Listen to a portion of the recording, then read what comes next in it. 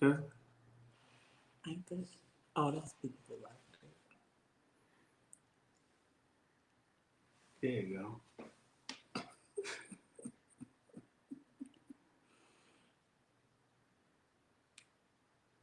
Like this, oh, that's me, like me. What? that. Is there a delay?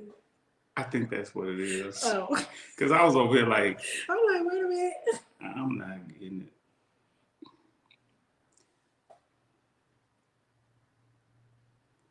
Be the first to comment on this video. Swipe left. Oh, there it is. Swipe left. So I think we're live. Oh, we live. We live. We live. We're Okay, live. we live. You ready? Yeah. Yes. How you doing out there in podcast land? We are back. We took a hiatus. We have been living life, trying to survive COVID, and we survived. And this is season 3 of Survivin. Survivin is a concept I came up with when I moved to Seattle. And the first season, we survived Seattle. Second season, when I moved back to Dallas, we were surviving COVID. We were right in the midst of a pandemic. And now that we are here, season 3, we have Survivor's Remorse. And so before I really get into the gist of why I titled this season Survivor's Remorse, I have a guest with me, and I would like her to go ahead and just introduce yourself and let the people know who you are. Hi, I'm Lana Davis. That's it. Crazy. Yeah. Okay. Yeah, we have Lana. Lana was with us on season 2. She joined us, and really popular episode. People really enjoyed Lana. And you were on season 1 as well. Yes, I was. Yes, I came down and Lana joined me. We had a very good conversation in season 1. So, as always, I start every episode with the survival tip, and the survival tip today is stop thinking you can tell God what to do. Many of our regrets come from life not working out just the way we planned it, because we've decided that life has to be this way or we won't be happy. And we hurt ourselves not saying what needs to be said, losing the chance to be with someone better, to change direction, to find a job we actually love. We must be willing to get rid of the life we've planned, and so to have the life that is waiting for us. The old skin has to be shed before the new one can come. And say, I love you. Thank you. I'm sorry. The greatest regret you can have is having someone leave your life forever and you haven't told them how you really feel. Um, I use that survival tip as episode 1 because, this whole season is about survivor's remorse. A lot of people talk about, making it through COVID, but when we were actually in the pandemic, there was some major changes for people, life-altering changes. We also lost a lot of heavy hitters too. A lot of people experienced a grave loss, some from their parents, their peers, their husbands, their children, grandparents, etc., co-workers. It was a really, really tough year. 2020 was really tough for a lot of people. But we, on our end, we're the survivors. So, people talk about having survivor's remorse and regret. We always talk about we live in regret, but survivor's remorse is, it's like you're regretting surviving, but we survived. And, the world is different as we know it pre-2020 and going into 2021. It's basically like a marriage to 2020. We're still in a pandemic. We're trying to get through it. But some people, we're not really living like we're in a pandemic. There's a lot of different things that are pushing us through. We really talk politics this season because, Democrats and Republicans have turned into Crips and Bloods. Real talk, really turned into it. And it's like, if you're not a Republican, you're not Christian. And if you're a Democrat, you're liberal. And we really experiencing a lot. I see we got some comments coming in. So what does that survival tip really resonate with you? How does it resonate with you, Lana? Well, I really agree with you as far as everything with COVID really turned political. It really, really did. Who was going, well, our past president or immediate past president, he was basically trying to be the first and the best at everything, trying to get this resolved once everything started hitting the fan and it started coming down on him.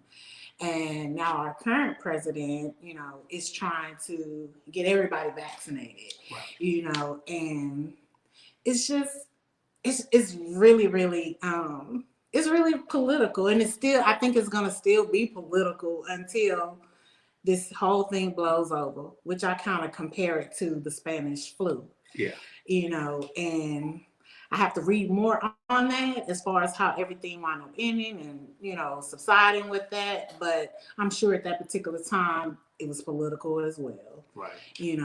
But I've had people that I've known to pass from COVID, and I would say, dang, I wish I could have said this, that, and another to that person, or I could have, argued or joked with that person, one more time, and I've had family members to get COVID. And yes, I didn't get COVID, so I am a survivor. Yeah, as right, Right. So, but yeah, I agree with you. Yeah. And that's one of my biggest things going into 2021 is like all positive thoughts from this point forward. There's no negative thoughts from me. And I'll talk about it a little later. That's something I just recently experienced. That really could set me all the way back. But I'm just going to be positive with it. It's not going to affect my going forward, and because we're still blessed at the same time. But I just want people to understand with that survival tip. If there's something you can tell somebody today, don't put it off. Don't move away from it. Go ahead and give them what you need to say right up front. Like let them know. Flowers while they here. Yeah, why they here. Don't wait, because you can't go in the grave with them. And then with the way the funerals are being, everybody can't really even pay their respects like they culturally would like to do. So just a lot with that. But moving forward, as you say, I'm trying to grow my beard. Really struggling. You're a grown man. Yeah, I'm trying to look a little older because everybody keeps calling me a kid. Even at work, they call me a kid. But I'm struggling out here. But it's coming along, and so I kind of touched on why this season. This is a short episode, but we talked about why survivor's remorse. We touched on, when I was in Seattle, we touched on the following, like moving to a new environment, really getting accustomed to who you truly are, letting go of your past, looking forward to the future, being wrong, relationships, how your family tie into when you're making life-changing decisions. And then when we went to surviving COVID season 2, we talked about Black Lives Matter. We talked about politics. We really started getting into social war as far as economic. We even talked about Greek life. We talked about a lot of different things because we were really like cooped up in how these parents had to cope with being parents, and education system that was altering because everybody was at stay-at-home teachers, etc. That changed a bit now. And so this is unfinished business. What we're going to do starting now, we're going to start rolling into answering and checking back on some of those topics. And, some of the things you'll hear about this year coming up will be NWA, narcissists with attitudes. That's really, it's really important. Narcissists with attitude will be a very good episode because we're touching on, narcissism is something that's really, really growing rampant in the country. And I want to say the world, but, I'm through the cover, we can't travel.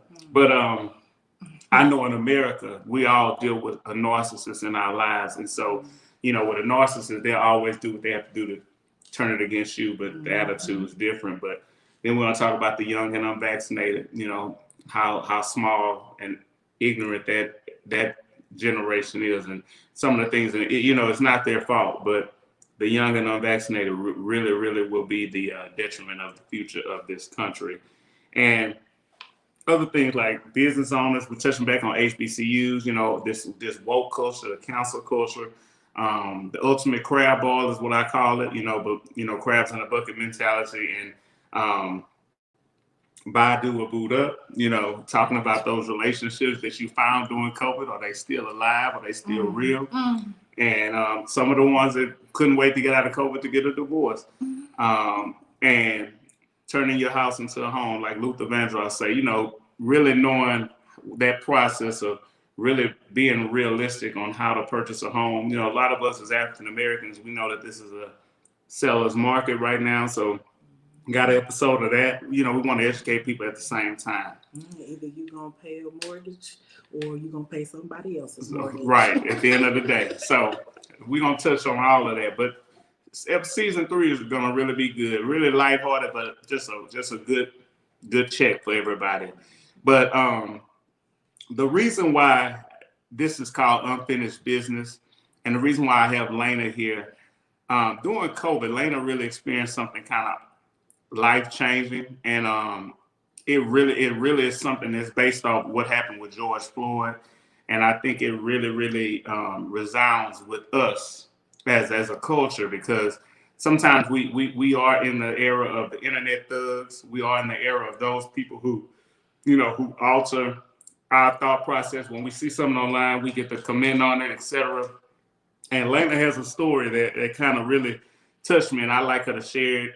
It was on the news, but I'm gonna hand it over to you, Lana. So tell us about it.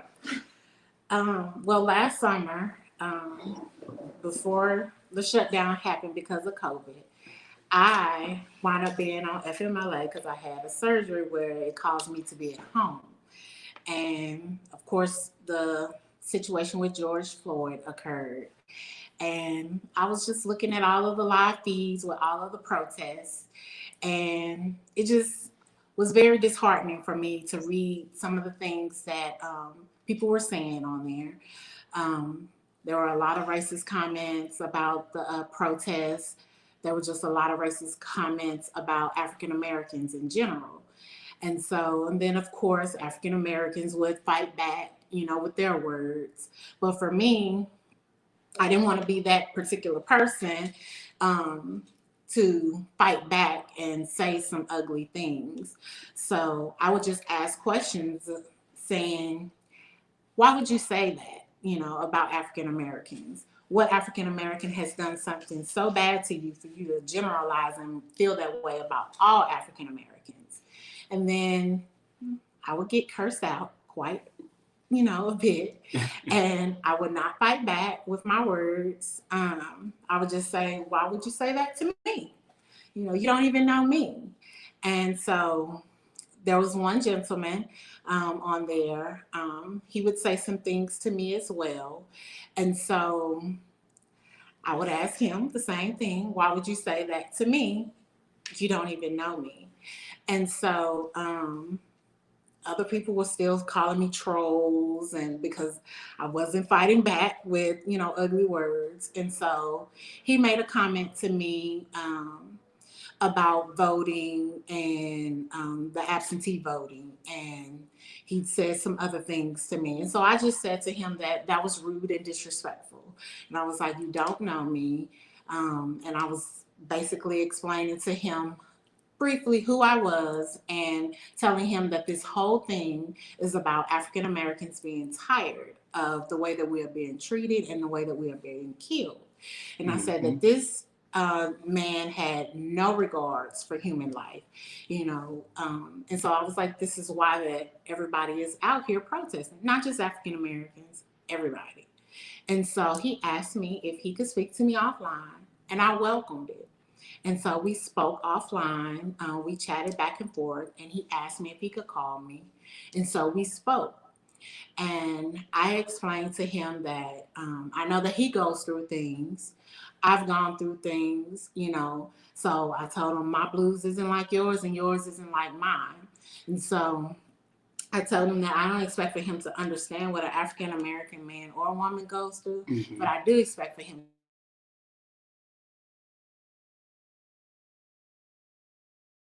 I had to say, because I explained to him that I've experienced racism and I wear a uniform that identifies me as someone that could possibly save his life or anyone's life, but I've experienced it firsthand. And so I also told him that my brother He's a doctor. He's not going to wear a suit and tie to work. I mean, or just out whenever he's off every day of his life. He's going to wear his street clothes. But he's experienced racism, because he's an African American man and he's wearing jeans and a t-shirt or maybe a hoodie, and he could be the person that saves your life directly right then and there. And so I said, and it's disheartening and really sad because I go out, or my brother or my nephews go out, or some of my male friends go out, and I don't know if they're going to come home because someone's going to want to hurt them or even kill them because of the color of their skin.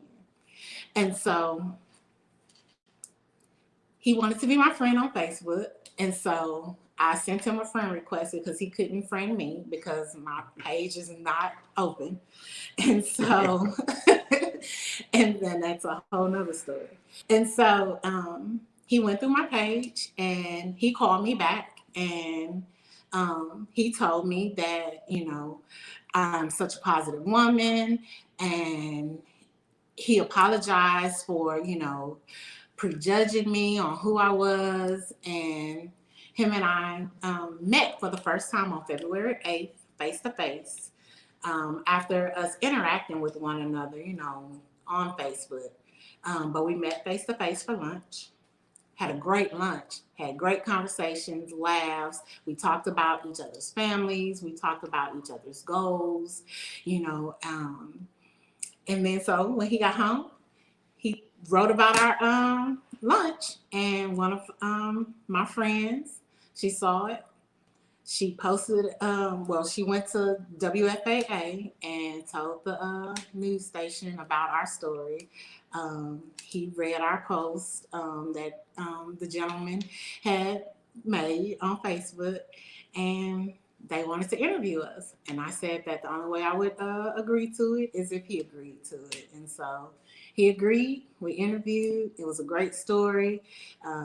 Myself, him and his wife, we recently had brunch at another one of my friends' restaurant, and it's a great thing, great time, great laughs. And so we're going to go on a friendship food tour from now on. So we're going to build a relationship. So because I just said that we all just need to listen and listen with love, so yeah.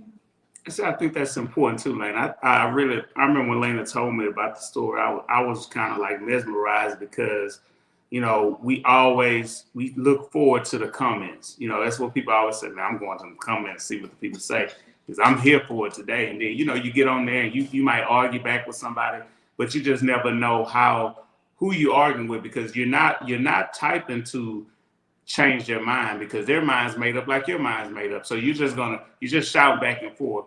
And for her to get insulted by that guy, she didn't respond the way he expected her to, which was to be ignorant and yell back. He felt the way, and he ended up private messaging her, and it really lets you know how ignorant he was to just the assumption that she's uneducated, she's this, she's that, because of the color of her skin. And so, they always say, if you could just change one life, if you could just touch one. And for Lena to be able to do that just on internet alone, I think we can really do a lot more with our own personal platforms when we run into people who really are kind of disheartening, or very, very abrupt and rude and disrespectful. And these platforms, social media, we've given them for a reason. And sometimes people use them really, really selfishly. Sometimes people use them in a wrong light, and sometimes people use them vindictively. But I think that there's a lesson to be learned. And that's unfinished business. She started that relationship. She's nursing that relationship. It's not perfect. Like she said, meeting his lineage, meeting his family, there's more than him. He learned that behavior from somewhere. So that becomes generation after generation. And so she's up for a long road ahead when it comes to it. Well, I think at that particular moment during the George Floyd protest, I really think that he got caught up in the hype of what was going on online. Yeah. because he's really, really a nice man, and he really, really loves his wife and his family. And I tell him, I really love the way he loves her and expresses his love. But I just really think that he got caught up in the moment, Yeah. but there were a lot of other people.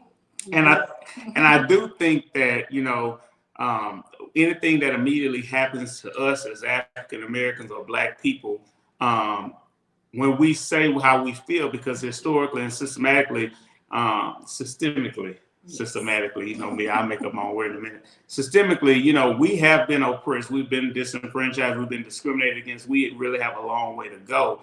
And I think sometimes the current race of the Anglo-Saxon, they are not all as their ancestors, but because they are white, when you say white, it becomes an offense to them.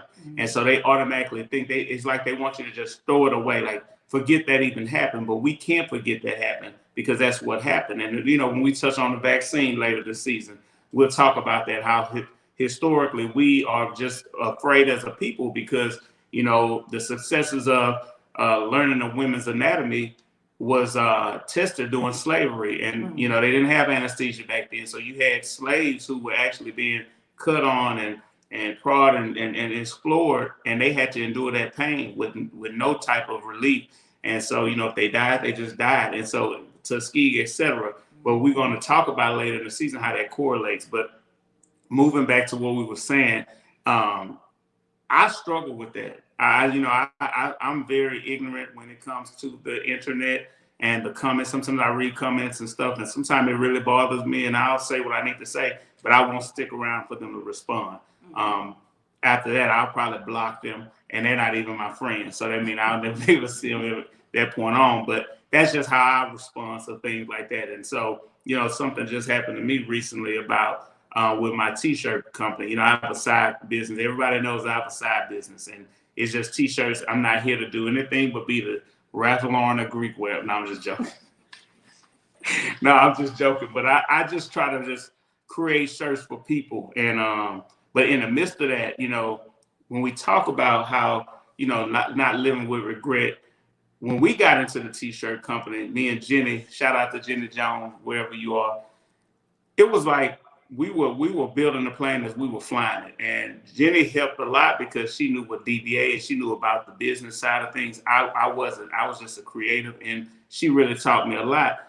But I know what we went through and what I had to learn to get where I am. Anybody who come to me, I'm going to help them. I'm going to. And that's a bad thing. I know that's a bad trait, because sometimes you do have to hold back a little bit of something.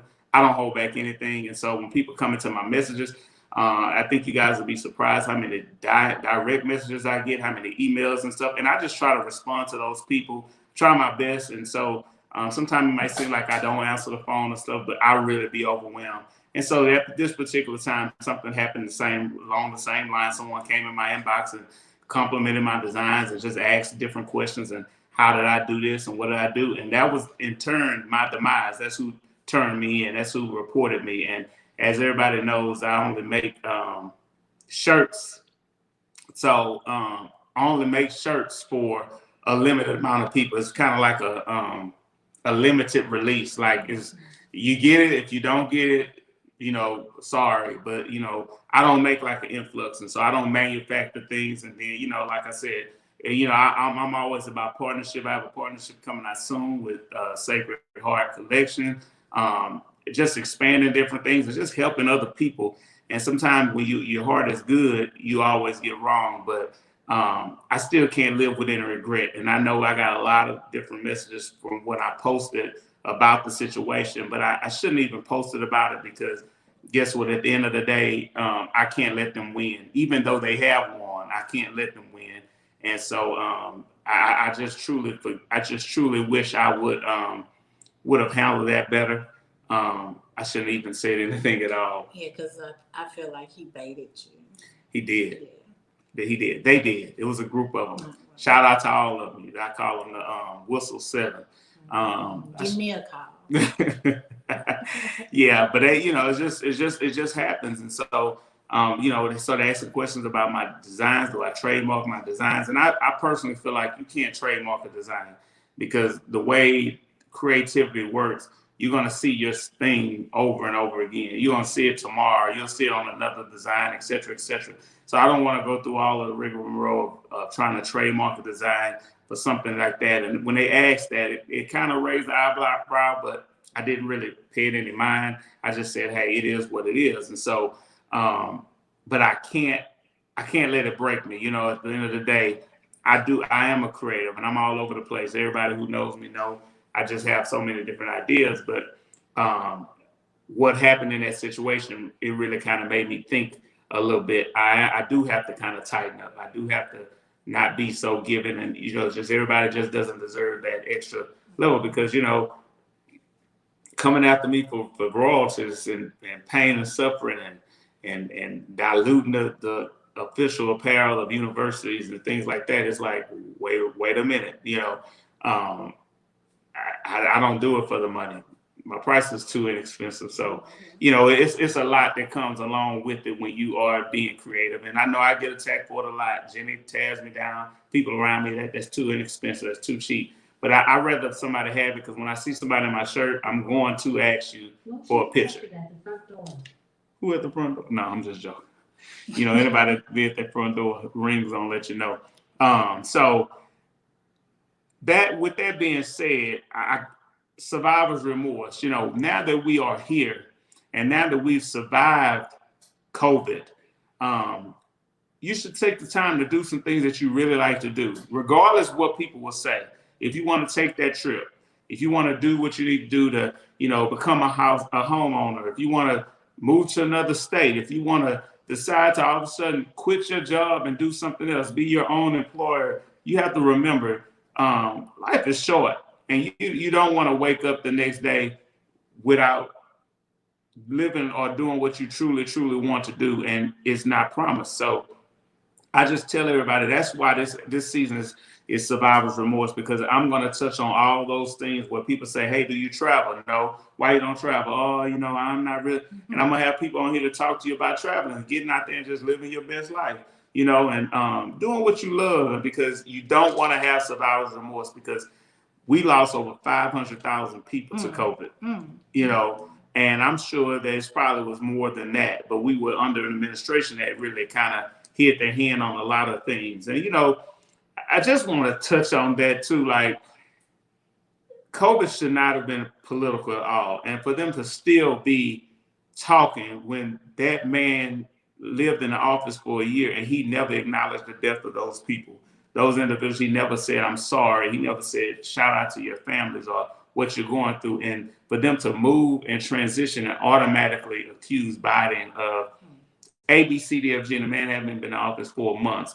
It just really, really surprises me that politics is really embedded into religion, beliefs, just the human life form. If you don't have money, you don't mean anything. And it really, really bothers me that now it's hard for you to tell somebody money don't matter when all we talk about is money. It's privilege, to get the vaccine at one point, you had to be a certain status and stuff. And, me being a cancer survivor, I still couldn't get the vaccine, but I finally got it in a whole nother city. And I drove to get it. Marshall, Texas, they really took care of me. But just to know that now it's easily and readily available, and they're really just trying to get people safe and just trying to get some things out there for people. I really want people to understand, like, don't take this for granted, because just because we got a vaccine, COVID's here to stay. And you can still get it with being vaccinated. You can still get it. And then there's a 2-week window once you're vaccinated that you still must be cautious, because it has to really take effect into your system. And, the studies show we might have to take it every 6 months, 6 to 12 months. We don't know yet. But life is different. And I think you have to understand that we survived 2020. And we're doing okay in 2021, but 2022 is not promised. So, we're here right now. We could be gone tomorrow. And I just want people to understand that I can't say it enough. I talk to my family all the time about it. And, everybody has their beliefs, of course, and what they want to do. But I just want to tell people all the time, this should be the biggest wake up call for everybody. Like, please don't live with any regrets, you know? And so, I'm Lana, what you trying got? not to. I'm trying not to live with any regrets, but I try not to call it a regret whenever there's something that I don't feel good about. Mm-hmm. I try to take it as that's a lesson that I bought. Yeah. Because I feel like there are two ways that you can get a lesson. You're either going to learn it or you're going to buy it. Yeah. And the ones that you buy are the ones that's going to really hit you and hit you hard and heavy. So I'm not going to call it a regret. It's just a lesson that I bought. So I like that. Well, I live with regrets all the time, but I just I just accept them because I'm one of those people. I'm an old soul, and even though I don't look it, I'm very old. I'm very very cautious. I'm very frugal with everything that I do, and people just assume that Corey, you just a move and a shaker. If you really knew me, the four walls of my home, it's a club one day, it's a restaurant one day, it might be a gym. I'm really kind of like just a sheltered person, but I'm that way by nature. I've always been, and so I'm trying my best to push that out and try to be a little more out there. I've been invited to some things, that's way out of my comfort zone, and this year I'm gonna do them, and I start next month, and so I won't. It will not be televised, but I'm gonna get out there and just live a little bit because you just never know. Because I really wanted to go to Iceland for my birthday in 2020 because I turned 40, but couldn't go, and so this is the year 40 once more. It's a lot of different things that's going on, and I'm just gonna try to be a part of it. I'm gonna try to stay active in my organizations. That demand is high, the request, but it's no time better than now to be active in your organization. And I'm not even talking Greek. I'm just talking about your social organizations. If you have a side organization when it comes to your employment, people really, really are interested in the diversion and trying to make sure there's equal opportunity for everyone. We could sit in our respective areas all day and just talk about, I wish I had an opportunity, but you have to sit at that table. They're not going to read your mind. And then, sometimes just because you're in a position don't mean you deserve the position. And I'm going to say it again. Just because you're in the position don't mean you deserve the position. Immediate past president. Yes. And just like, they say, years of friendship don't mean they're friends. It's just you've been in my life for this many amount of years. That doesn't make you a better friend than somebody I met yesterday or two months ago. So it's the same with your job. And so I just want to encourage, because we are the generation of change. And as we are as we are handing that torch over to this next generation, this generation behind us, they don't care. They'll get out there and they'll risk it all. And that's some of the things that we haven't done. I don't believe. I think our parents taught us to be a little bit more conservative, because they had to go through so much, so they made sure they sheltered us to make sure we don't. And these kids here don't really understand the transition from our parents to us to now them, but they are all about it. Just put me in, coach. And so I really admire that about them, and that's all I admire. But I really admire their spirit of they're willing to fight for what they believe in, and I think that we can learn from that too. So Yeah, and speaking back on the friend deal or friendship, we talked about that during your season 1. yes, And everybody's not your friend, and I know a lot of people, but everybody is not my friend. yes, And if I call you my friend, you're a part of my family. And so, and I'll do just about anything possible that I can, well, my abilities, with my abilities for my family. I'll fight for my family. I'll be there for my family, but I used to call myself the Bank of Lana for, some people. The Bank of Lana has, closed down during COVID, so because Lana had to start taking care of Lana. yeah, But I've had some friends that made me humble myself last summer. because everybody knows no matter how much I'm there for everybody, I wouldn't want anybody to do anything for me. She's right. She's right. But I had to humble myself because I could not walk, I could not drive, you know, I could barely do anything for myself. And I had a small group of friends that was there for me, took me to have my surgery done, dropped me off. Then I had one of my sorority sisters, sit in the waiting room because she didn't want me to be in the surgery just there by myself. She watched the board to see where they were, with me. And then another group of friends came to come and pick me up so that she could leave, and then they took me home and left me there, but made sure I was okay, brought me food back, and I was hating it. It was one time I didn't have no food because I didn't want to call anybody to get me any groceries, but somebody knew. She just felt it. She called and she said, "Do you got some groceries?" No. And I just was quiet. She was like, "You need to make you a list because I'm about to go get your groceries." It killed me to have her do that. But those were my friends. That's my family. Everybody's not your friend. I've met some people that recently that I can call them, some true friends, they'll sit and listen to me moan about things or whatever, just so that I can get it off of me, because sometimes you can't let everything sit on you. You just got to get it off of you. And because if you don't, you're going to pop, but yeah. It's very true. Yeah. Lana really doesn't. She doesn't like you to do anything for her at all, and I think that's why we all run together because I'm the same way. But this I kind of stopped that a little bit. I kind of let people spoil me just a little bit.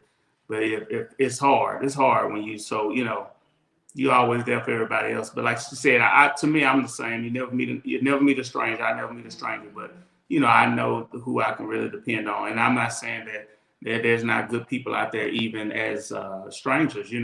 As people that you encounter, there's really, really decent people. Decency does exist. It's just that I don't really that friend word. A lot of people, every day, every week, it's a new best friend. I got a new best friend, and you learn as you get older. To me, I'm just trying to make sure somebody can, give me crackers and a ginger ale if I got a bad cough, because it's tough out there. So that's how I operate now. I don't really take people through friendship tests and stuff like that because I'm so guarded and closed off. But I do commend and I do appreciate you, Lana. This was my first episode and I wanted to just break the ice for what's to come this season because we're gonna have a good time. I know season 1 was really, really heavy. I'm talking about heavy, like heavy, like that kind of heavy. And I appreciate you for season 1 because it made me be able to express some things that I had been holding in, about my divorce, and things that happened to me in my past, and it just got really heavy on that episode because I think you had 2 or 3 parts for that one. Yes. Yeah. And I know that I've heard that there's National Rape Day, and I spoke about that on his season 1 because I was raped at 17, and so I appreciate you for your podcast. I do, because you hit on some things that we need to talk about. We do. And you know what's so funny about the podcast? Everybody know I'm kind of really lighthearted. I really don't talk a lot about, what the inner workings of what really goes on. And that this podcast was originally supposed to just be lighthearted because I moved to Seattle, knew no one, and I got a lot of questions. When you moving back? How you doing? Are you okay? And I was like, I'm good. And I said, let me just put a podcast together. I was supposed to do stuff like, I went and ate at this restaurant today. I went to this game today. But the first episode, I just kind of explained what happened, who I was. A lot of people didn't even know I had cancer. So it just spiraled, and it just the topics were very, very and when I say heavy, I don't mean depressed. I mean it was just very, it was very important. And so I think a lot of people got to know who Corey was and who Corey's friends was, because I did, it was Corey Wilson and Friends. And so every season's Corey Wilson and Friends, because you just don't know what people, you see the made up or the finished product, but you just never know what it took to get to that product. And so we went to season two. Season two was heavy too, because I had the episode with the single moms trying to make it work with a full-time job and stay at home. The kids had to go to school online, and some parents are still. I have a friend now that still wrestles with that, sending her kid back to school, because schools have kind of let their guard down. The kids don't wear masks, etc. So that's stressful, and so it was some very, very good feedback for season two. And but season three, I promise you guys, I'm gonna keep it light. It's gonna be some heavy topics, but the way we're gonna express it is gonna be very, very lighthearted, because laughter is really, really good for the soul, and I really, really like to laugh. And I think that you'll enjoy it. And as we kind of wrap through, it's only going to be 12 episodes, and I made a promise to that. Now, when I upload them, and some may extend beyond the 45-minute allotment, it'll be a 1 and 2 on Apple Podcasts and Google Podcasts, but it will really, really just be 12 episodes. So, but there'll be 12 jam-packed episodes, really good. I think you won't want to miss it, and I think the topics that we'll discuss will be really on point.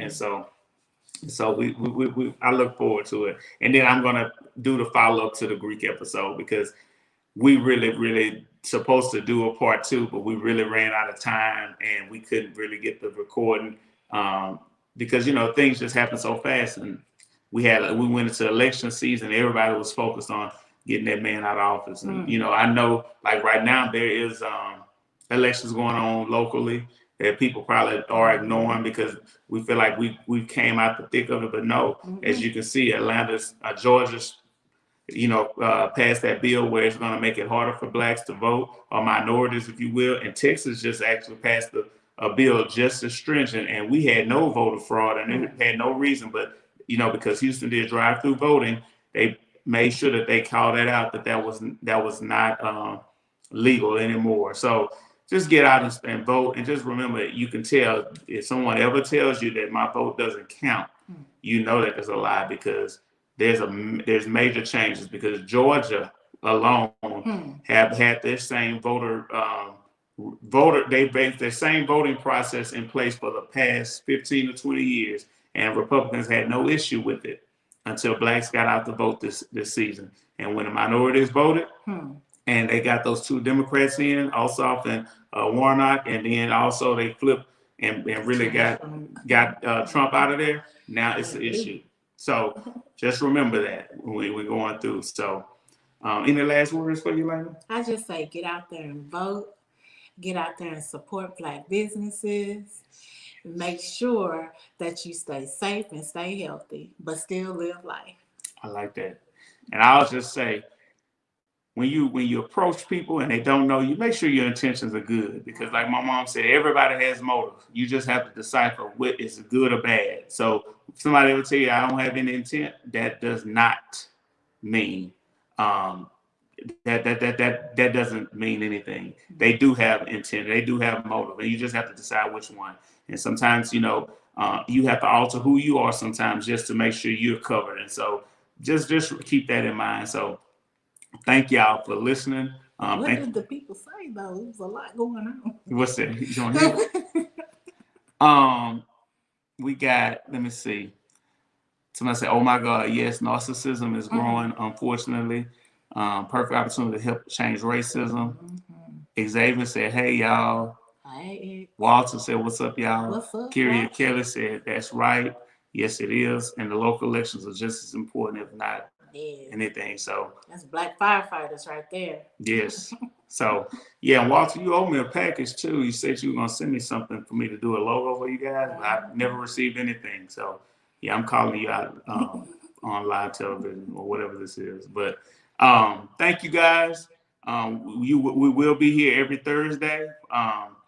So get ready. Next week episode, there will be a panel of 4 people. And I'm sure you enjoy that as well. So thank you guys. I really enjoyed you. We don't have a website. We don't have Instagram. Just Corey Wilson. That's all I can tell you because I limited my social media footprint. Mm. Mm. Be blessed.